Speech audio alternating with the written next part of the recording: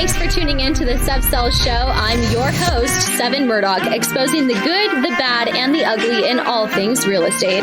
I'm a nationally recognized realtor and producer in the top 10 percentile, both locally and nationwide. And of course, I invest in real estate myself, be it a buy and hold, long-term or short-term rentals, multifamily and single-family properties alike, to an occasional flip. Tune in to learn how I merge the art of real estate with the craftsmanship of general contracting. And while I hold title as USOA Miss Colorado 2021, trust me when I tell you this Barbie can build.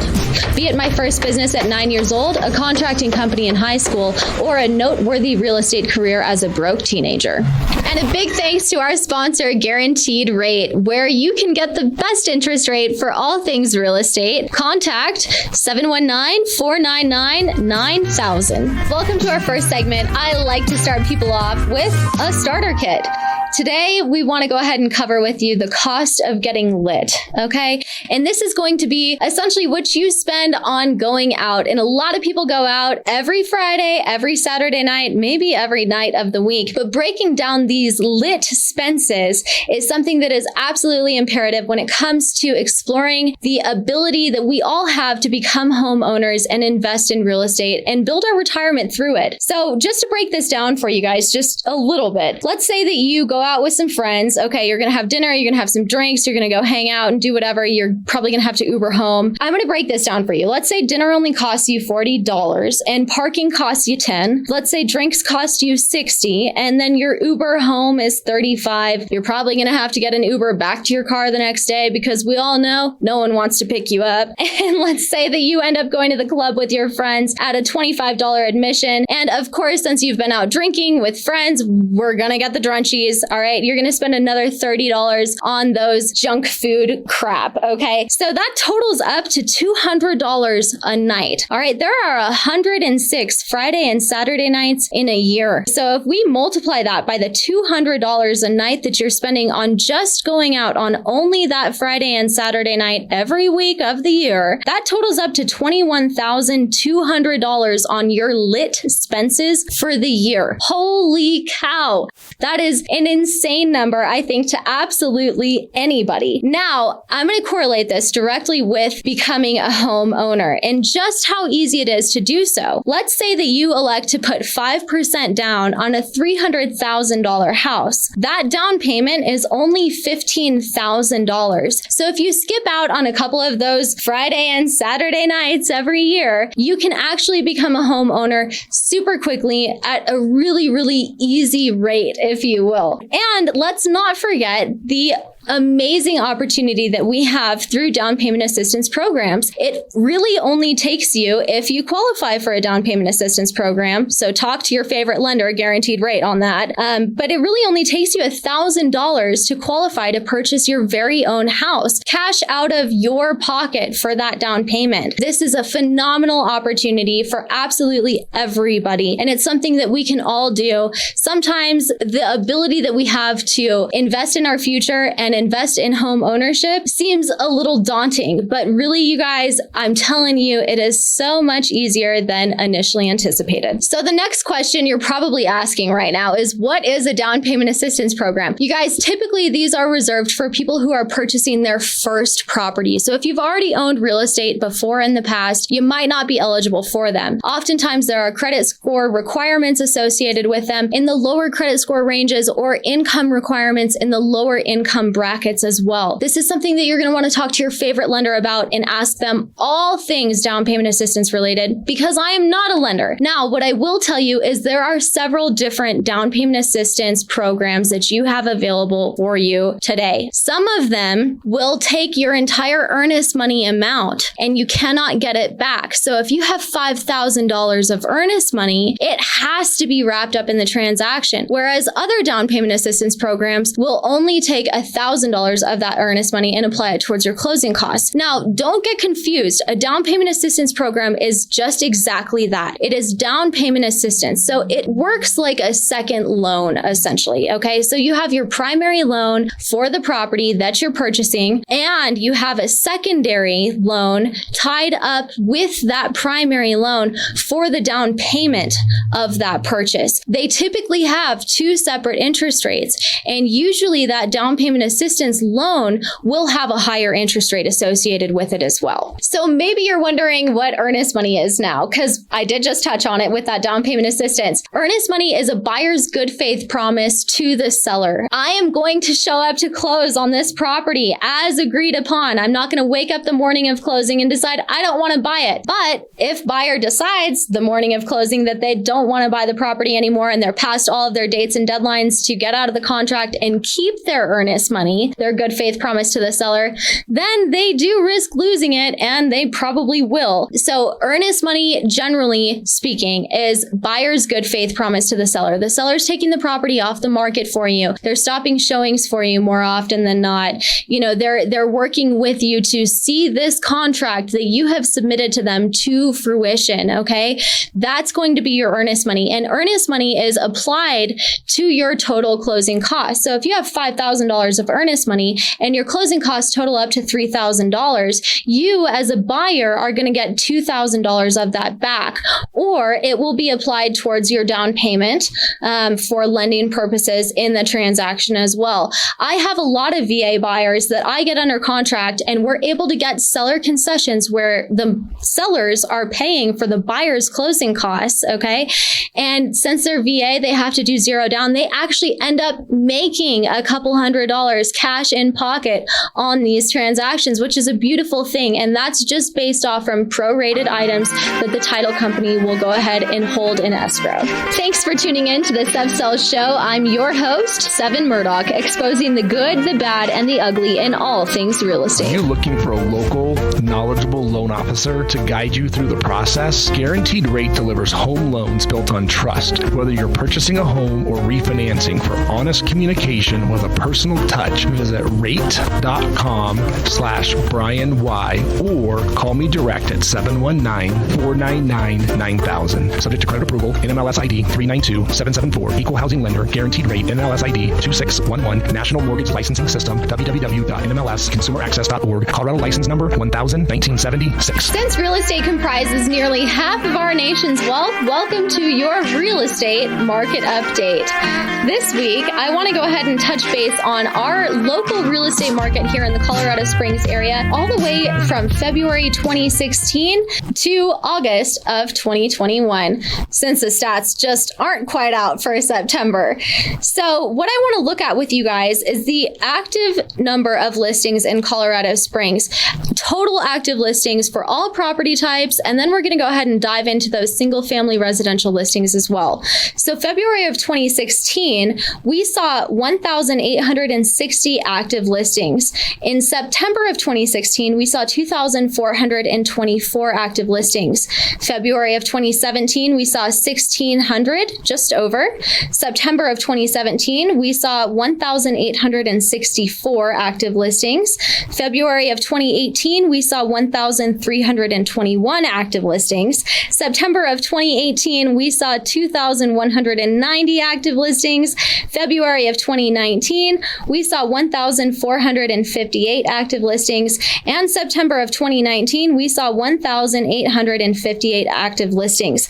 Moving into February of 2020, we saw 1,229 active listings. Guys, bear in mind, February of 2016 was 1,860. So we had about 600 more, just over, more active listings in February of 2016 in comparison to February of 2020.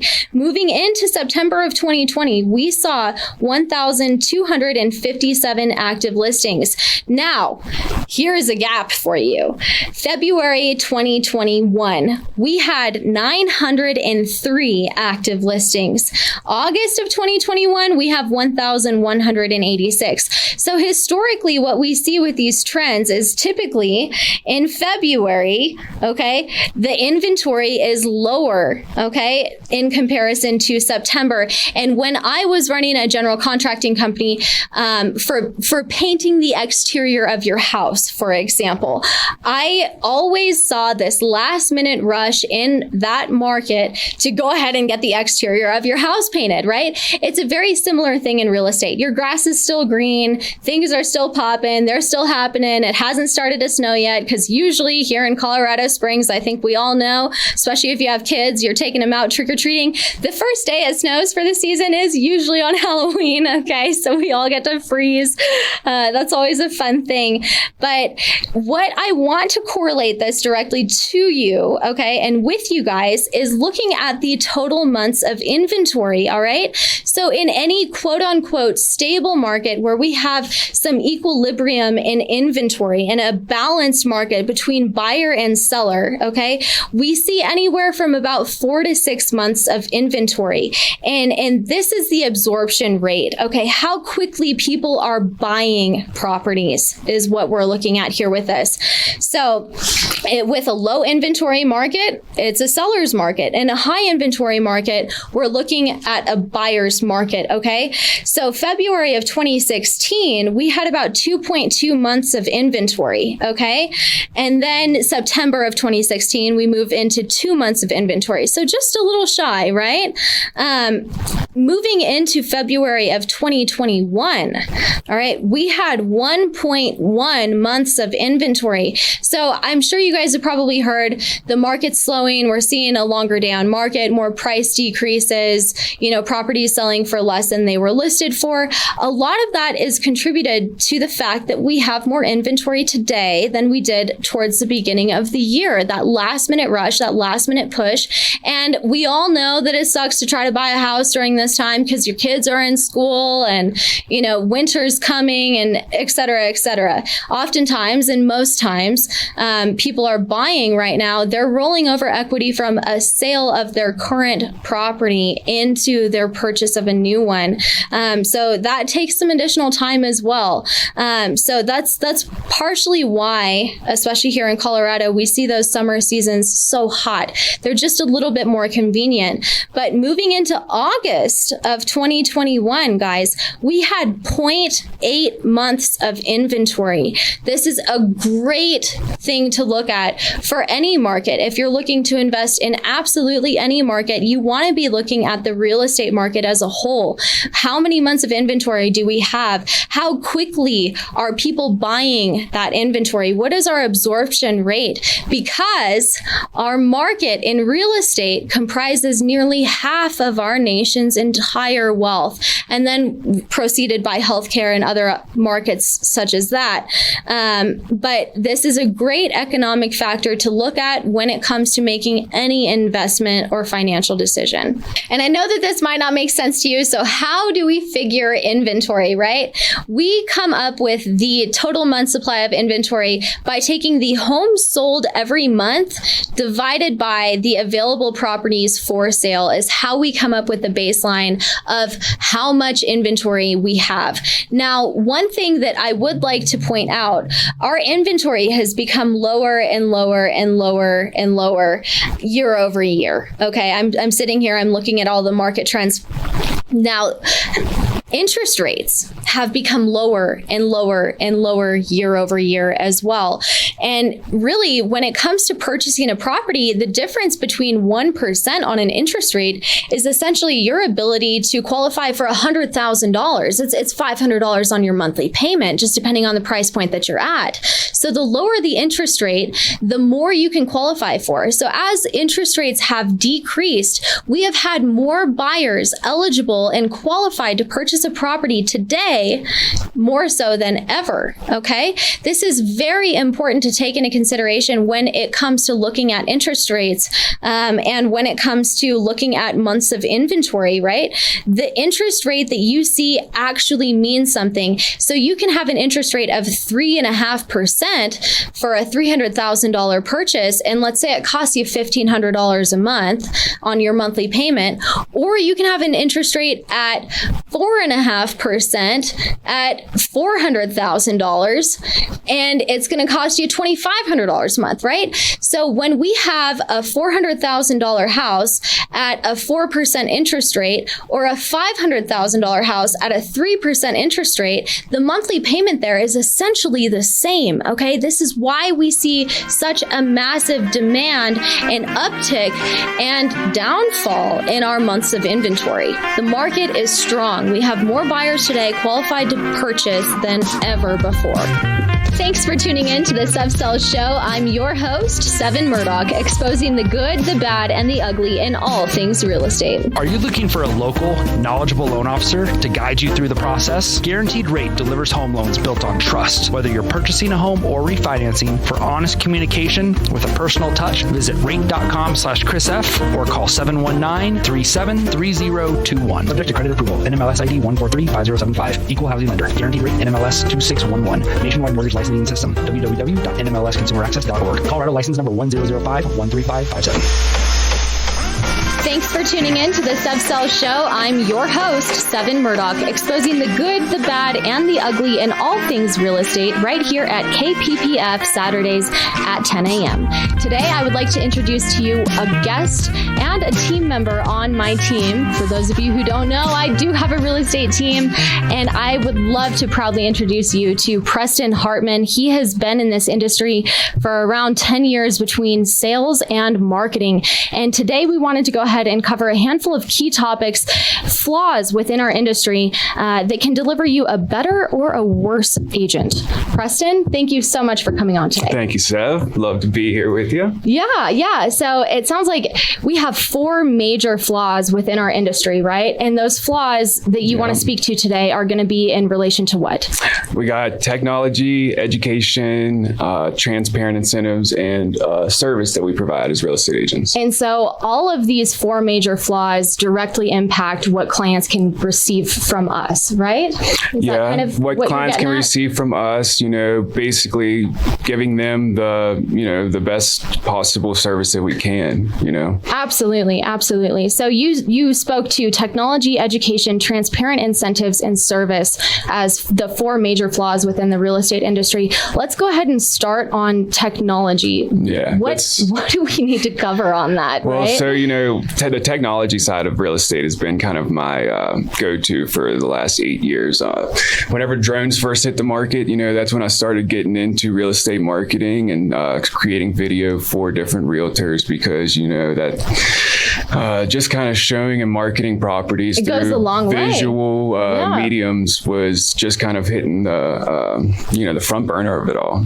And so you still see people lacking in that field, though. Even I think nowadays, that's like abundant in this industry, the lack of implementation of technology today. Yeah. Well, some stats that we pulled from the National Association of Realtors, they 73% of homeowners are more likely to list with a realtor who leverages video to market their property. And so if you want to get the listing, next listing, do that, right? Yeah. That's definitely cool. And then only 10% of listing brokers effectively do this, right? Well, there's a disconnect because, the median age of a realtor is around 54 years old. So it's like they don't know how or understand the value of it, maybe? They don't. Yeah, I don't think they necessarily know how. I mean, it would be like, asking your mom or dad to go out and fly a drone or, run a Facebook business ad or create a nice listing video. And you want me to use the Facebook? Yeah. So it's like, we have that, and not saying that some brokers do not, keep up with that technology. It's just, from my perspective, it should be on the forefront of all marketing plans in real estate. Well, and the statistics back that, right? Because listings featuring drone photography sell on average about 68% quicker than those that do not, right? Yeah. And then, just the way, think about how you start to search for a home, Right. You get online and you start looking. And if you don't have attractive marketing materials to go along with, your listings, the chances that it's going to catch someone's eye are pretty slim, I mean, and being in a marketplace that is so heavily military based, right? A lot of people moving to Colorado Springs, Colorado, right? They don't see the property, right? So they see maybe the crappy FaceTime that their agent does for them and whatever's on the MLS. A lot of people that are moving out of state, that is their medium to, see the next house that they're going to be living in. Absolutely. Is through, the visual digital field. So, and the fact that, the majority of buyers now are millennials. So, the majority of sellers are baby boomers. They were born before the internet existed. And the majority of buyers are millennials born, when Google was And they existed. those millennials only plan on living in that house for 3 to 5 years because they're our largest migrating demographic, those millennials, right? Mm-hmm. And that's how long they plan to have their current job. And usually they're moving for a job and they're waiting to have kids. And that idea of a forever home has kind of left just a little bit, right? Yeah, definitely. I mean, they don't plan to stay there. I mean, one major thing is job loyalty is kind of out the picture anymore. They keep jobs 3 to 5 years and then they're off to the next location. So, 43% of millennials relocate for a job. Right.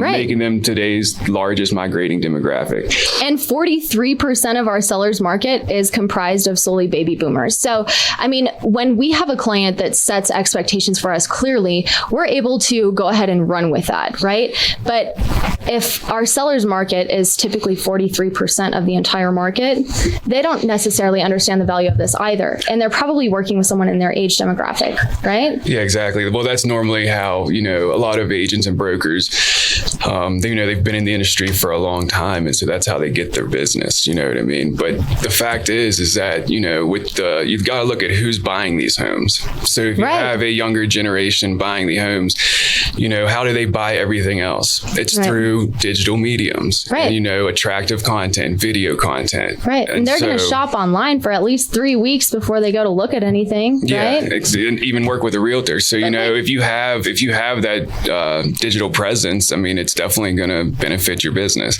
But it's not even for the agent, it's even for the seller. If the seller is going to be around the same age and a baby boomer, they might not necessarily understand the importance of, visually, the added advertising. But if your buyers are going to be millennials who grew up, how they shop. So what we're doing on SevSells on our team, we are bridging that gap and kind of, using the cutting edge technology for our listings because we know that it will bring top quality buyers who are in the market looking for a home. And they're more stable at that point too. And, Preston actually helped me develop this whole marketing extravaganza that we implement on our SevSells team to just really offer more than anybody else. Having a background in marketing, Preston is very, very well versed in this. So thank you for your help on all of that. For sure. But definitely, when you have more marketing that you're doing across every listing, you are also able to secure a more stable buyer, right?